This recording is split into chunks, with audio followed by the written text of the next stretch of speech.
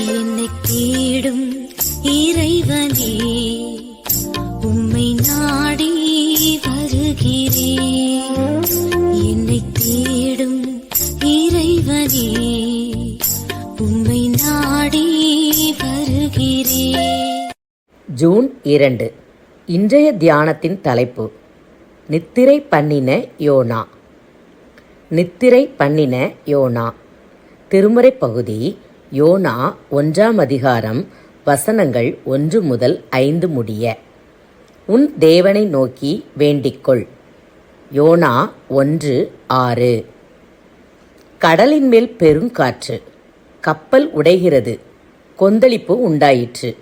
இவற்றிற்கு காரணர் கர்த்தர். காரணம், கர்த்தரை விட்டு விலகி ஓடும் யோனா. இன்றும் அவ்வப்போது கடலிலிருந்து புயல் காற்று உருவாகி நம்மை சுழற்றி அடிக்கிறது. கடல் கொந்தளிக்கிறது, நாம் தத்தளிக்கிறோம். இந்த இயற்கை சீற்றத்தை உண்டாக்கியவரும் அடக்க வல்லவரும் ஆண்டவரே.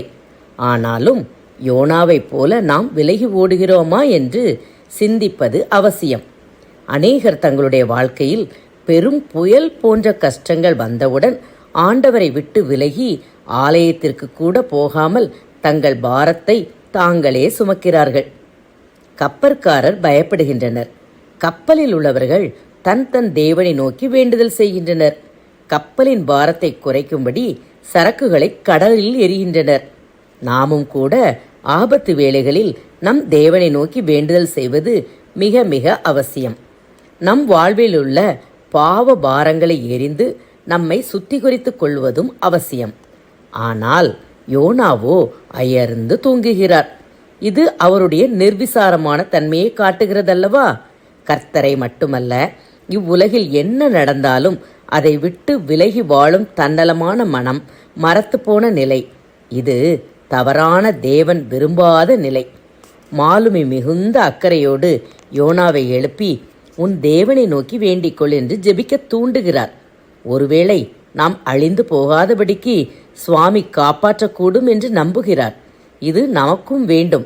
நாம் மட்டுமல்லாது பிறரையும் ஜெபிக்குமாறு தூண்டி பேராபத்து நின்று அழிவு நின்று மக்களை காத்துக்கொள்ளும் பக்தி.